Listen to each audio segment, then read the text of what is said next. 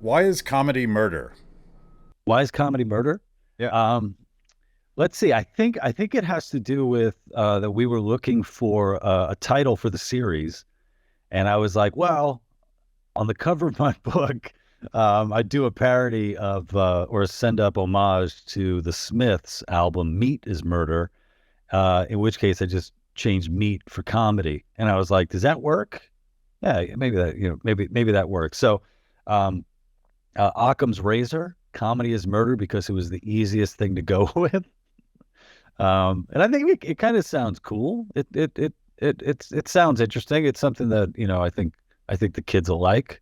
Well, I do like I always sort of read like deeper meaning into things that perhaps had no meaning, and you were just goofing around with the Smiths. But there there is likely someone out there who believes that meat is murder, who literally believes that comedy is murder because words are violence, and saying something mean to somebody else, or saying something that you didn't even think was mean, or God forbid, telling a joke might in fact be a form of violence in the minds of the very activists that perhaps you're making fun of. Yeah, I mean, well, I've seen arguments, probably along the lines of what do they call it, like stochastic terrorism.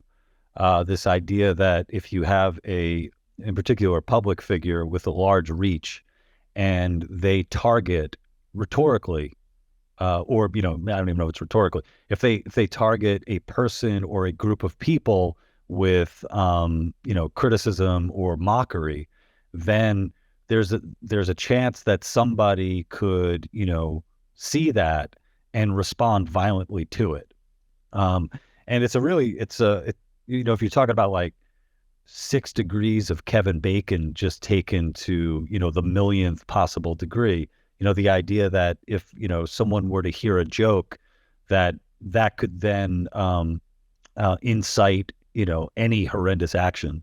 I think Bill Burr, said it best. The idea that, if somebody comes into one of his shows and he tells a joke, uh, that person was going to commit a violent act, regardless of what that joke was. Um, so no, I hear what you're saying that you know, in the world that we're in now, I think there's so many attempts to just brush off any personal responsibility for one's actions that someone could possibly try to use this in a court of law, if we still have courts. So Yeah, who knows? yeah.